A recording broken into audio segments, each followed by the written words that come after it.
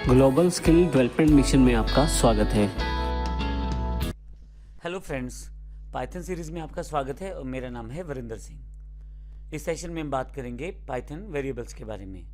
Variables क्या होते हैं? जब भी आप किसी प्रोग्रामिंग लैंग्वेज में कार्य करते हैं, कोई प्रोग्राम बनाते हैं, तो आपको अपना डेटा स्टोर करना पड़ता है।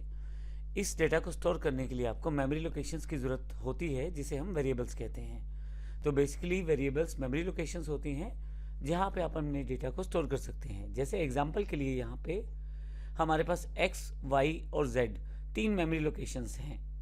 x में मैंने 10 वैल्यू स्टोर की है, y में 20 और z में इन दोनों का टोटल स्टोर किया है। तो यदि आप देखें तो मैं यहाँ पे x और y दोनों को जोड़ के z में स्टोर करवा रहा हूँ। तो एक तरह से मेरे पास ये तीन वेरिएबल्स हैं। मैं वेरिएबल्स में नंबर्स को स्टोर करवा सकता हूँ, फ्रैक्शनल वैल्यू अर्थात डेसिमल को स्टोर करवा सकता हूँ, और मैं टेक्स्ट अर्थात किसी नाम को भी सेव करवा सकता हूँ, जिसे हम स्ट्रिंग भी कहते हैं। तो यदि आप नीचे की तरफ देखें तो इस लोकेशन का नाम मैंने नेम रख दिया है, जिसके अंतर्गत मैंने वरिंदर वैल्यू को स्टोर किया है। इसके साथ मैंने एक वेरिएबल बनाया है बिल नाम से, जिसमें मैंने 205 रुपये 50 पैसे का एक वैल्यू स्टोर किया है। तो इस तरह से मैं अपनी वैल्यूज़ को स्टोर कर सकता हूँ। वेरिएबल्स इसलिए बनाए जाते हैं ताकि आप अपनी वैल्यूज़ को स्टोर कर सकें, और अगर प्रोग्रामिंग के अकॉर्डिंग रिक्वायरमेंट है तो आप उन्हें चेंज भी कर सकें। जैसे यहाँ पे मैंने अपनी वैल्यूज़ को चेंज कर दिया है। x में मैंने 20 स्टोर कर दिया है, y में 30 स्टोर कर दिया है और z में 50 उसका आउटपुट आ गया है।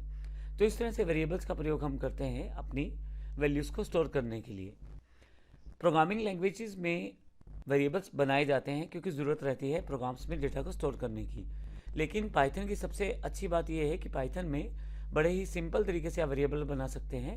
केवल उसका नाम देने भर से ही आपका वेरिएबल क्रिएट हो जाता है। जब आप अपने वेरिएबल को नाम देते हैं और उसमें वैल्यू साइन करते हैं तो आपका वेरिएबल क्रिएट हो जाएगा। जैसे यहाँ पे मैंने x जब नाम दिया है तो यहाँ मैंने उसको वैल्यू साइन की है 20, तो ऐसा करते ही मेरे पास वो वेरिएबल क्रिएट हो जाएगा। आप अपने वेरिएबल्स में नंबर, डेसिमल्स और स्ट्रिंग्स इत्यादि को स्टोर कर सकते हैं। यहाँ नंबर मतलब सिंपल नंबर्स हैं, जैसे यहाँ एग्जांपल x, y और z तीनों नंबर तरह का डेटा स्टोर कर रहे हैं। आप स्ट्रिंग को भी सेव कर सकते हैं, डेसिमल को भी स्टोर कर सकते हैं। जैसे यहाँ पे मैंने नेम वेरिएबल रखा था जिसमें मैंने टेक्स्ट अर्थात स्ट्रिंग को स्टोर किया है, जिसमें मैंने वरिंदर वैल्यू को स्टोर किया है।